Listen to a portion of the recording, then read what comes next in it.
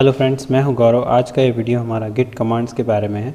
इसमें हम Git software के ऊपर बेसिक कमांड्स कौन कौन से चलते हैं वो सारे कमांड्स चलाना सीखेंगे।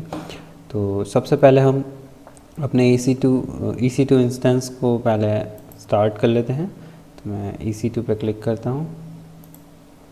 उसके बाद दो सर्वर हमने बना रखे हैं। लिनक्स सर्वर 2 पे हमने इससे पहले वाले वीडियो में आपने देखा था हमने गिट को किस तरह से इंस्टॉल किया था। अगर आप वो वीडियो देखना चाहते हैं तो आई बटन पर क्लिक करके देख सकते हैं। तो चलिए सबसे पहले हम इस इंस्टेंस को स्टार्ट कर लेते हैं। उसके लिए स्टार्ट इंस्टेंस कर लेना है। उसके बाद हम इसको पुट्टी से कनेक्ट करेंगे।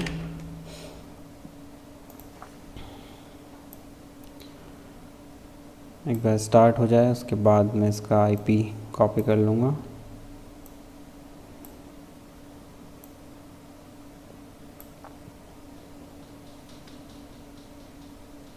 चलिए हमारा इंस्टेंस स्टार्ट हो चुका है।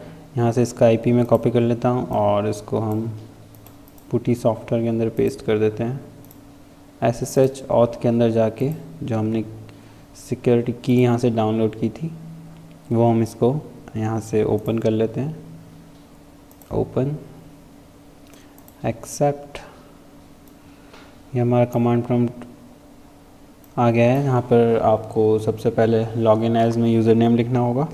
चलिए मैं इसको थोड़ा बड़ा कर देता हूँ। Change settings, appearance change, text size हम ले लेते हैं 16। अप्लाई, लॉगिन एज, यूज़र हमारा है EC2-यूज़र। ये हमने मशीन को लॉगिन कर लिया। मशीन लॉगिन करने के बाद सबसे पहले हम क्या करेंगे कि गिट हमने इंस्टॉल इसमें कर लिया था तो पहले हम उसको चेक कर लेते हैं। यहाँ पे मैं कमांड लिखूँगा विच गिट। तो आप देख सकते हैं यहाँ पर गिट हमारा जो है USR डायरेक्टरी, उसके अंदर बिन डायरेक्टरी के अंदर गिट हमारा इंस्टॉल है। और मैंने आपको इसका वर्ज़न भी चेक करना बताया था। अगर इसका वर्ज़न आप चेक करना चाहते हैं तो कमांड चलाएंगे git --- वर्ज़न। तो गिट वर्ज़न हमने इंस्टॉल किया था 2.32.0।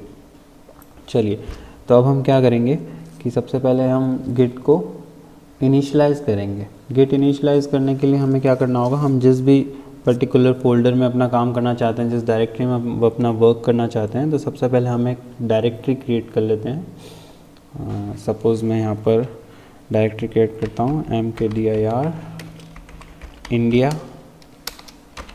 और एंटर कर देता हूँ। फिर हमने जो डायरेक्टरी क्रिएट करी है हमें उस डायरेक्टरी के अंदर जाना होगा cd India, change directory India. यहाँ पर आप देख सकते हैं डायरेक्टरी हमारी चेंज हो गई है। ये जो टिल्ड साइन आ रहा था इसका मतलब ये अभी होम डायरेक्टरी में था, उसके बाद में हमने चेंज डायरेक्टरी करके इंडिया लिख दिया। तो अभी यहाँ पर टिल्ड साइन की जगह इंडिया आ रहा है। इट मीन्स कि हम इंडिया डायरेक्टरी के अंदर अभी आ चुके हैं। इसको चेक करने के लिए आप pwd कमांड का यूज़ कर सकते हो। इससे आपको ये बताता है कि प्रेजेंटली आप किस डायरेक्टरी में वर्क कर रहे हैं। तो यहाँ आप देख सकते हैं हमारा जो रूट फाइल सिस्टम है स्लैश, उसके ऊपर होम डायरेक्टरी, उसके अंदर हमारा यूज़र नेम EC2 यूज़र और उसके अंदर हमने फ़ोल्डर बनाया है इंडिया नाम से। अब इस इंडिया नाम का जो फ़ोल्डर है इसको हम एज अ लोकल रेपोजिटरी अपनी काम में लेना चाहते हैं। यानी जो भी हम गिट में वर्क करेंगे वो सारा वर्क हम इस इंडिया डायरेक्टरी के अंदर ही करेंगे। तो सबसे पहले हम यहाँ कमांड चलाएंगे git init, इसको बोलते हैं git initialise. Git initialise command चलाते ही ये जो डायरेक्टरी है इंडिया नाम की, ये डायरेक्टरी हमारे लिए एक तरह से लोकल रेपोजिटरी बन जाएगी। यानी जो भी वर्क हम गिट के अंदर करेंगे वो सारा वर्क हमारा इस फोल्डर के अंदर सेव होएगा। और इसको मैं एंटर कर देता हूँ।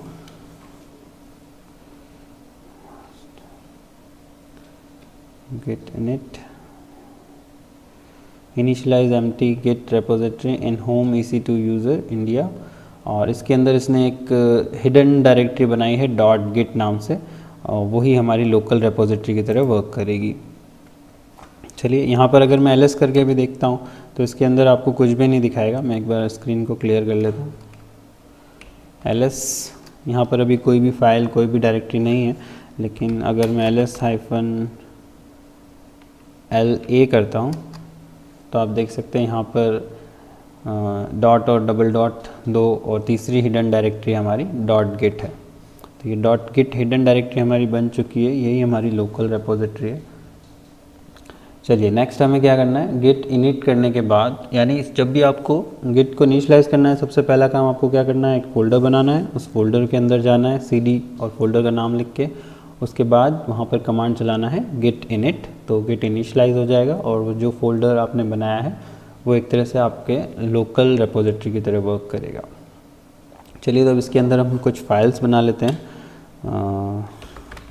टच कमांड का यूज़ करता हूँ मैं, फाइल 1, फाइल 2, फाइल 3, 3 फाइल्स मैंने इसके अंदर बना दी हैं। ls करके देख लेते हैं, 3 फाइल्स मैंने इसके अंदर क्रिएट करी है।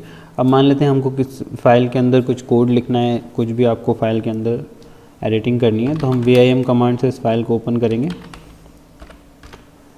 vim कमांड में मैं पहले कुछ वीडियोस में बता चुका हूँ, अगर आपने मेरे पुराने वीडियोस देखे होंगे तो उसमें आपको पता होगा कि vim कमांड हमारा एक तरह से एडिटिंग टूल है। तो vim, फिर हमने फाइल का नाम लिख दिया है फाइल 1, इसको मैं एंटर करता हूँ। उसके बाद इस फाइल में हमने कुछ भी लिखा हुआ नहीं है, तो मैं यहाँ कीबोर्ड से I प्रेस करूँगा तो ये इंसर्ट मोड हमारा यहाँ पर आ जाएगा। उसके बाद हम इसके अंदर जो भी कोड लिखना चाहें फाइल के अंदर वो लिख सकते हैं। सपोज़ मैं यहाँ से लिख देता हूँ, this is my first code. उसके बाद सेव करेंगे। सेव करने के लिए हम कीबोर्ड से एस्केप की प्रेस करेंगे तो ये इंसर्ट मोड यहाँ से चला जाएगा, देख सकते हैं इंसर्ट मोड चला गया। उसके बाद हम कॉलन, फिर W और Q टाइप करेंगे, W for right and Q for quit. उसके बाद एंटर कर देंगे। फिर से हम ls करते हैं। ये 3 फाइल्स हमारी हैं, फाइल 1, 2 एंड 3। फाइल 1 में हमने कुछ कोड लिखा है, अगर हम उसे देखना चाहें तो हम कैट कमांड का यूज़ कर सकते हैं, कैट और फिर फाइल नेम फाइल 1, तो ये बता देगा कि आपने फाइल 1 के अंदर क्या लिखा है। This is my first code, हमने एक ही लाइन उसके अंदर लिखी थी। ठीक है, तो ये मान लेते हैं कि हमने इसके अंदर अपना कोड लिख लिया है। मैं इसको क्लियर कर देता हूँ स्क्रीन को, Ctrl+L। उसके बाद हम क्या करेंगे, नेक्स्ट हम गिट कमांड चलाएंगे, गिट स्टेटस। गिट स्टेटस जैसे कि कमांड से ही पता चल रहा है, ये कमांड क्या करेगा, हमें स्टेटस बताएगा कि अभी जो हमने डायरेक्टरी बनाई थी इंडिया, वो हमारी एक तरह से वर्किंग डायरेक्टरी भी थी। मैं आपको गिट का पूरा लाइफ साइकिल एक बार समझा देता हूँ। ये आप देख सकते हैं एक मॉडल के थ्रू मैंने यहाँ बताने की कोशिश करी है, lifestyle stages of files in git. जब भी हम किसी डायरेक्टरी के अंदर गिट इनिट कमांड चलाते हैं तो वो डायरेक्टरी हमारी लोकल रेपोजिटरी बन जाती है। उस लोकल रेपोजिटरी के अंदर 3 लॉजिकल पार्ट में हम उस लोकल रेपोजिटरी को डिवाइड कर सकते हैं। वो पार्ट क्या है, जैसे कि सबसे पहला पार्ट है वर्क स्पेस, उसके बाद है स्टेजिंग एरिया या स्टेजिंग इंडेक्स, और तीसरा होता है लोकल रेपोजिटरी। और ये जो चौथा पार्ट है रिमोट रेपोजिटरी, ये हमारा गिटहब वाला पार्ट है। जब हमारा कोड हम पूरी तरह से लिख लेते हैं तो फिर हम उसको गिटहब के ऊपर ट्रांसफ़र कर देते हैं। तो यहाँ पर जो स्टेजेस हैं, सबसे पहले हम जो भी वर्क करेंगे, अभी जैसे हमने जो फाइल बनाई, फाइल 1, 2, 3 जो हमने बनाया, जो भी कोड हमने लिखा वो हमने कहाँ लिखा, हमारे वर्क स्पेस में लिखा है। अभी जब हम वर्क स्पेस में फाइल्स को लिख लेते हैं, उसके बाद हम उसको ऐड करते हैं। ऐड करते ही वो सब कहाँ चला जाता है, स्टेजिंग इंडेक्स यानी स्टेजिंग एरिया में चला जाता है। ये सिर्फ एक मॉडल है जो आपको समझाने के लिए बनाया हुआ है। इसका मतलब ये नहीं है कि हाँ वर्क स्पेस नाम का कोई फ़ोल्डर मिलेगा या स्टेजिंग का नाम का आपको कोई फ़ोल्डर मिलेगा, ऐसा कुछ नहीं है। वो अभी हम कमांड चला के देखेंगे। जब हमने फाइल्स बनाई वो हमने कहाँ बनाई, वर्क स्पेस में बनाई, वो एक तरह का लॉजिकल स्पेस है। उसके बाद हम फाइल्स को क्या करेंगे, ऐड करेंगे, तो वो सब कहाँ चली जाएगी, स्टेजिंग इंडेक्स में चली जाएगी। स्टेजिंग से जब हम उन फाइल्स को एक्चुअली सेव करना चाहते हैं अपनी लोकल रेपोजिटरी के अंदर, तो हम कमिट कमांड के थ्रू उनको सेव करते हैं।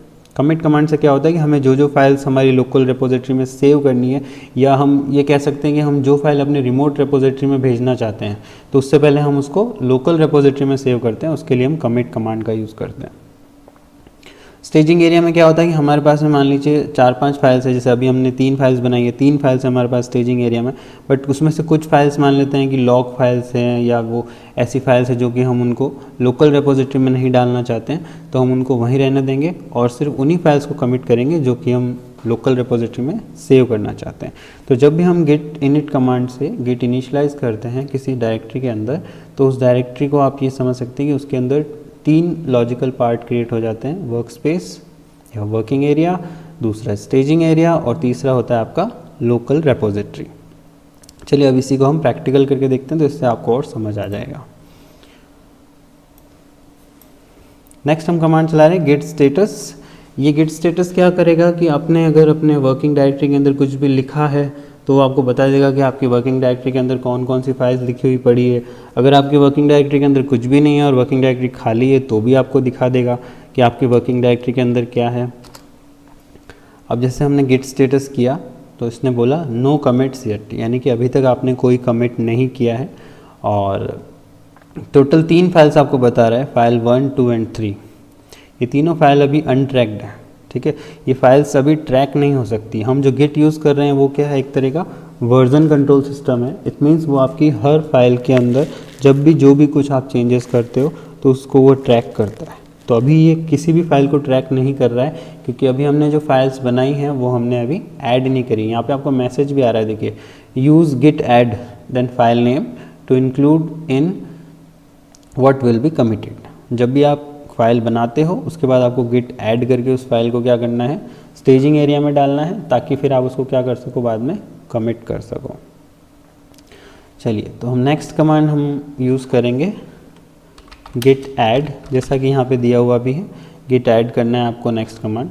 तो गिट ऐड करने के बाद आप क्या लगा देंगे, डॉट लगा देंगे, गिट ऐड एंड फिर देन डॉट।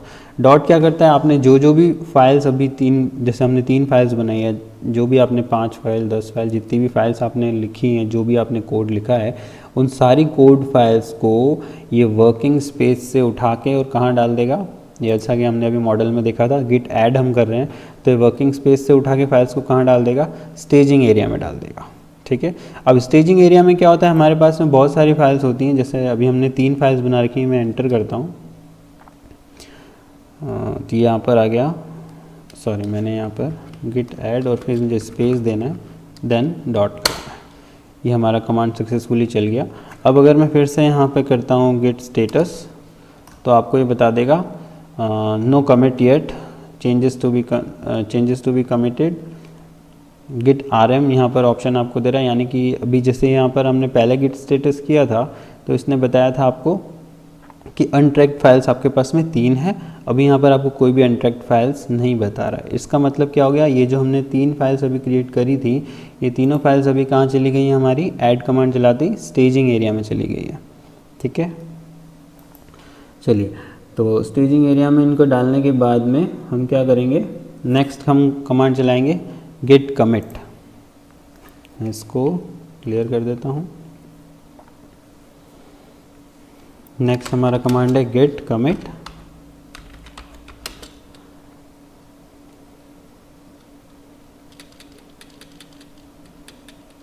गिट कमिट के बाद में हम लगाते हैं -m और फिर डबल इन्वर्टेड कॉमा के अंदर हम जो भी फाइल्स को कमिट कर रहे हैं उसके बाद में उसका हम कोई मैसेज लिख सकते हैं। जैसे मैं यहाँ पे लिख सकता हूँ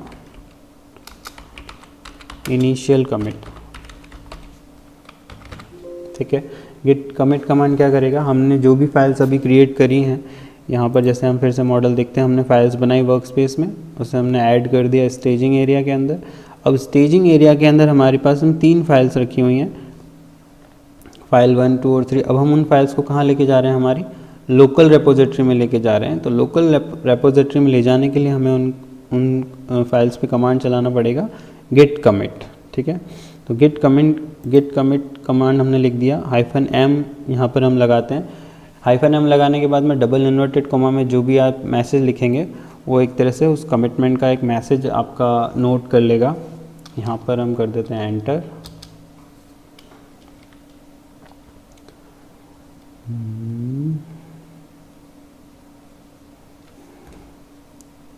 ओके, गिट कमिट कमांड लिखने के बाद में जैसे एंटर हमने किया तो इसने हमको बता दिया कि इनिशियल कमिट हमारा इसमें मैसेज था। और उसके बाद में यहाँ पर इसने बता दिया कि 3 फाइल्स जो हैं हम इसके अंदर चेंजेस हुए हैं, तीनों फाइल्स इसने अंदर कमिट कर लिए। यानी कि इसकी रेपोजिटरी के अंदर टोटल हमने 3 फाइल्स अभी रख दी हैं।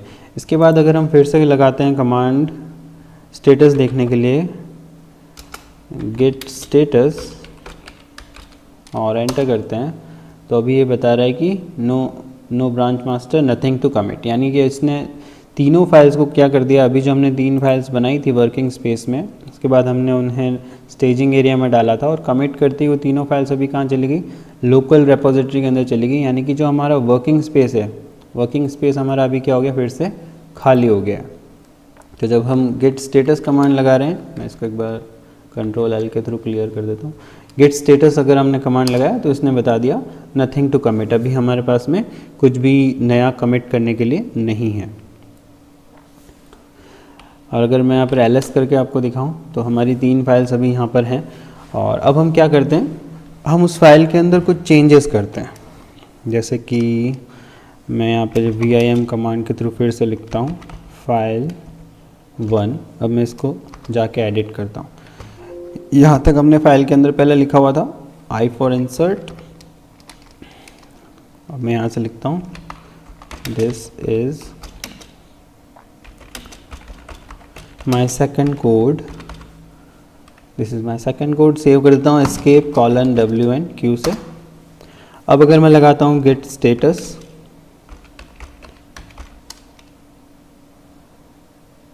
एंटर, तो अभी आपको यहाँ पर देखो एक मैसेज दे रहा है मॉडिफाई हमने किया है। किसको मॉडिफाई किया है, फाइल 1 को हमने मॉडिफाई किया है। तो अब जैसे ही हमने उस फाइल को मॉडिफाई किया तो इसने उसको ट्रैक कर लिया कि इस फाइल के अंदर मॉडिफिकेशन हुआ है और उसने आपको यहाँ पर बता दिया है। तो अब मेरे को अगर इस फाइल को फिर से हमारे स्टेजिंग एरिया में और लोकल रेपोजिटरी में ले जाना है तो मुझे वही कमांड फिर से चलाने पड़ेंगे। गेट ऐड लिखूँगा, उसके बाद स्पेस देके डॉट लिखूँगा, तो ये फाइल हमारी स्टेजिंग एरिया में चली जाएगी। और स्टेजिंग एरिया से फिर इसे लोकल रेपोजिटरी में लेके जाना है तो हमें क्या करना होगा, गेट कमिट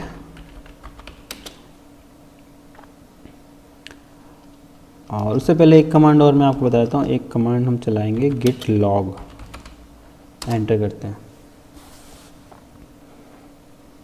ये हमारा कमिट आईडी है और हमने जो फाइल सेव करी थी उसमें फर्स्ट कमिट हमने दिया था इनिशियल कमिट, वो हमको बता रहा है ये। तो जब भी हम किसी फाइल को कमिट करते हैं गिट कमिट कमांड से तो उसका एक कमिट आईडी जनरेट होता है। ये जो आप देख रहे हैं ये इतना लंबा, ये पूरा इसका कमिट आईडी है और इस कमिट आईडी के थ्रू ही ये ट्रैक करता रहता है गिट कि आपने कब कब किस किस फाइल को एडिट किया है, उसके अंदर जो भी आपने चेंजेस किया, आपने एक डॉट भी अगर उसके अंदर लगाया है या एक डॉट भी उसके अंदर आपने नया लिखा है या उसको आपने हटा दिया है तो उसकी कमिट आईडी चेंज हो जाती है। चलिए अभी हमें इसको फाइल को क्या करना था, ऐड हमने कर दिया था। अब हमें इस फाइल को कमिट करना है, गिट कमिट -m और उसके बाद में मैसेज में लिखूँगा this is my second commit.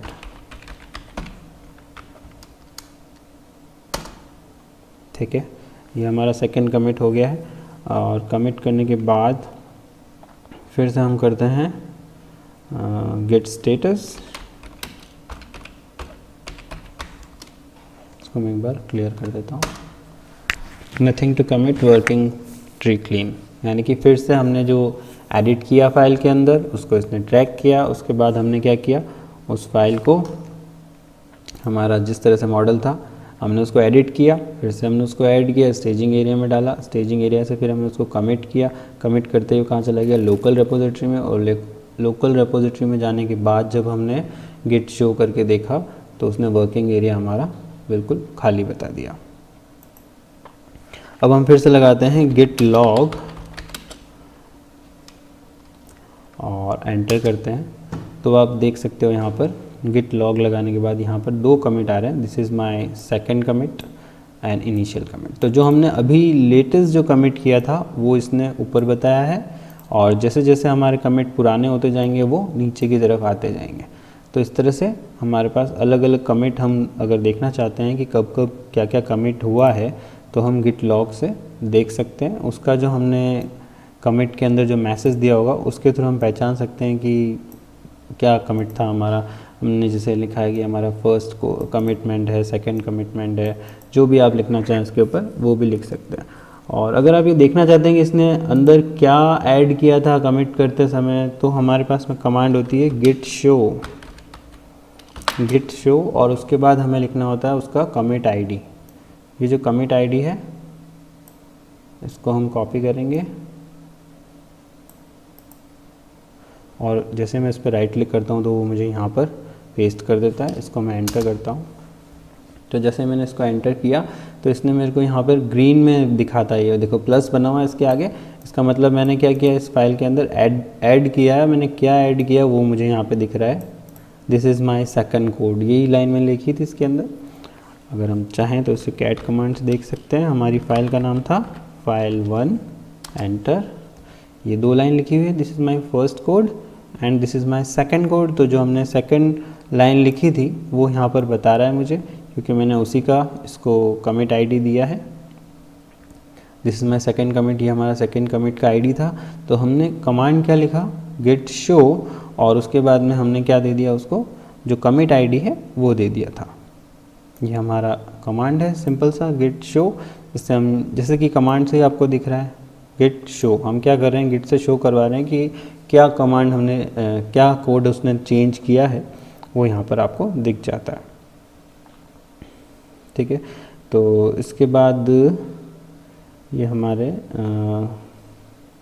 हाँ लोकल रिपोजिटरी, हमारा जो भी कमांड्स थे वो हमने क्या क्या देखे हैं मैं आपको बता दूं। एक तो गेट इनिट हमने देखा, ठीक है, गेट इनिट कमांड से हमने क्या किया, जो हमने डायरेक्टरी बनाई थी इंडिया, उसके अंदर हमने गिट को इनिशलाइज कर दिया। उसके बाद में हमने फाइल्स क्रिएट करी। फाइल क्रिएट करने के लिए हम vim कमांड का यूज़ कर सकते हैं, हम कैट कमांड का यूज़ कर सकते हैं, हमने टच कमांड का भी यूज़ किया था, जिसके थ्रू हमने 2 फाइल्स जो बनाई हैं हमारी वो खाली हैं अभी। अगर कैट से देखेंगे file2 तो इसके अंदर कुछ भी नहीं है।